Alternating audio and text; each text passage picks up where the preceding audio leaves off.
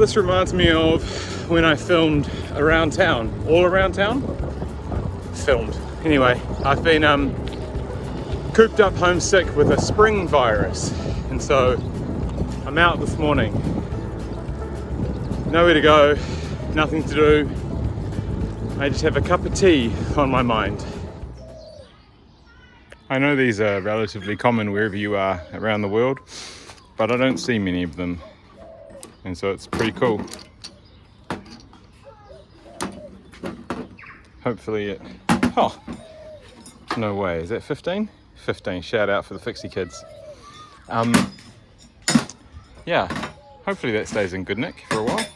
The Hamilton Gardens has had an absolutely major refurb, and for the first time in its history, it's charging to enter the gardens. So there's still all the free parks, but the gardens are going to be paid entry, unless you're a Hamilton resident. Pretty fascinating. Well, left home without an idea of where to be, and arrived in Hayes Paddock. Hayes Paddock, I think, is an area of Hamilton East because Old Man Hayes used to have a farm here, and then it was developed quite late for Hamilton City into a large state housing area. It's right on top of the river, and so it's actually incredibly cool real estate, and I think it's had what we would call gentrification. This is a lovely example of New Zealand state housing of the era. They're just really cool. Weatherboard, tile, all really similar plans, and they were built en masse by the state for public housing.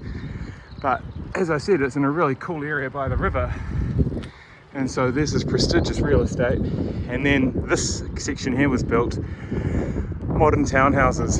There were protests and sabotage and all sorts when these tried to be built. I'm aware that cherry blossoms are a thing, and New Zealand's got a bit cherry crazy, but why not do kawhai blossoms?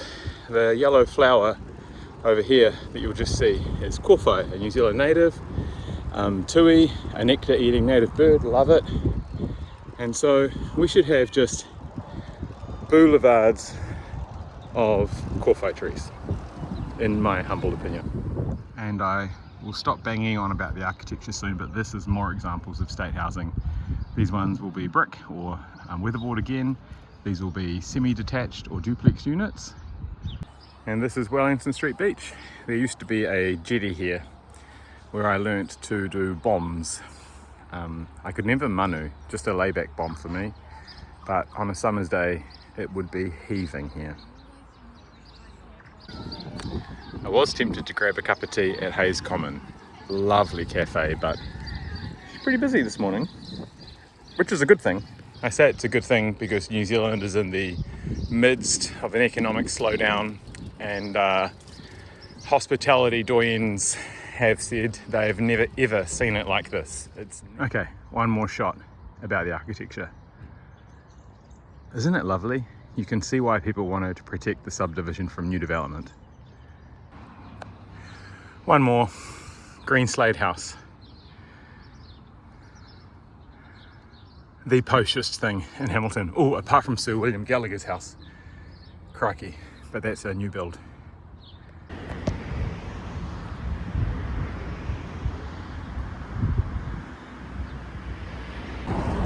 Alright, this magical mystery tour is genuinely a bit lost now. Not lost, but I've ended up in Fairfield, which is a suburb of Kirikiriroa, Hamilton. Next suburb is Chartwell, Queenwood. But I'm really heading in the opposite direction, and I still haven't had anything to eat or that cup of tea I was after.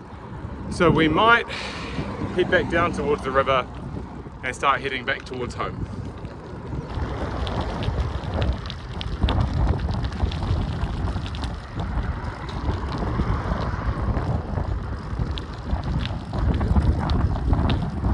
My girls are obsessed with this bridge. They want to know if anyone's ever ridden across the top of it. We're back on the river path. We're on the north side of Hamilton City, heading back towards the CBD, heading south.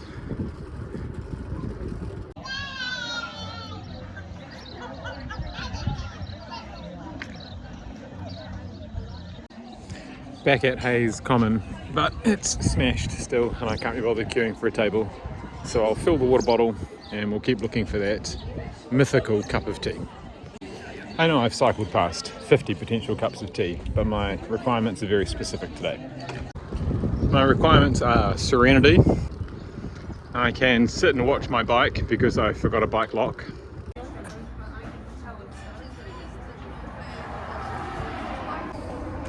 I mainly nailed the brief. My bike is parked. It's got a good cup of tea, I think.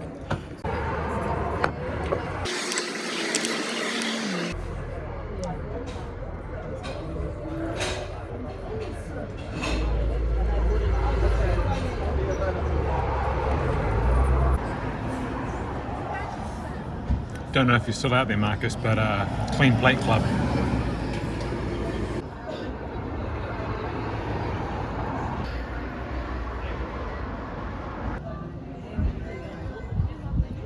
So this one is the Hillcrest Velodrome, affectionately known as the Ghetto Drome.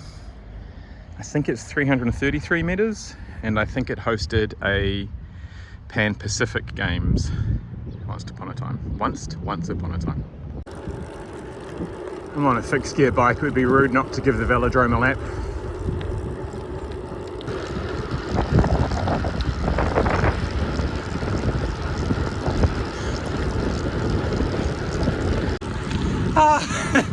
This is terrible, there's a headwind on the front straight. And like I say to the girls, that was fun and now it's done. Hey lamb lambs.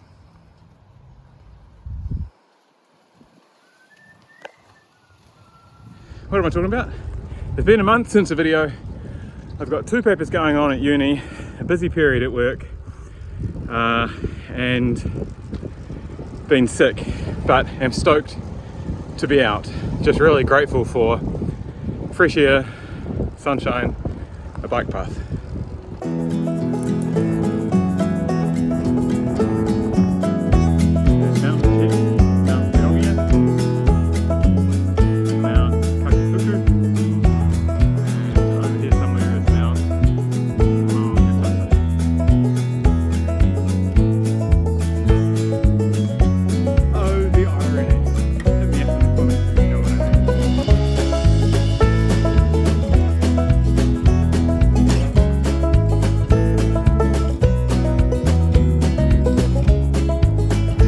Have a look at this velodrome while we're here.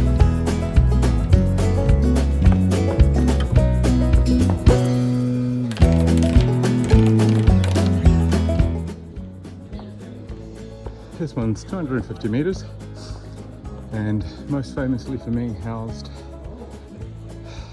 2 track World Cups. My favourite moment, Eddie Dawkins 4 wide for the win in the Cairn. 44 degrees and 18 meters of Siberian pine. I won't be riding this velodrome today. Hello to Matt, Beck, Archie, Gus and Isabella. Thank you for watching. Because I'm worth it.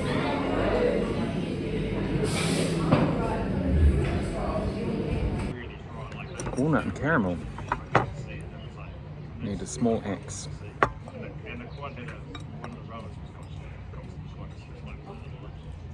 So I was like, oh god, but there was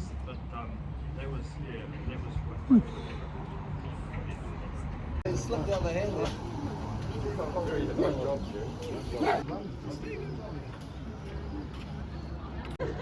That is a cracking cup of tea. It really was restorative. I'm out on the steamroller today. Someone in my comments suggested more steamroller action, so here I am. Just a reminder, 26-inch disc trucker fork fits 650B by 47 perfectly and keeps the top tube completely horizontal. The rake, just great. I forget what I did to this bike. I chopped off all the rack eyelets and like just grinded and sanded everything.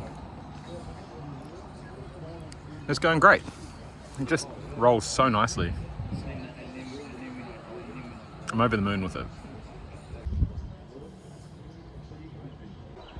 And I realized that between the blue and the white and the purple, I've managed to color match my bike quite well today.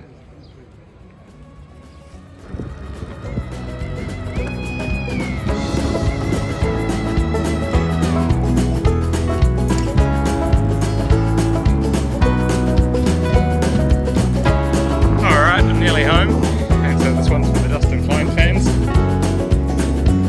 3 hours 33, 64 kilometers, 300 meters of climbing. See you next time.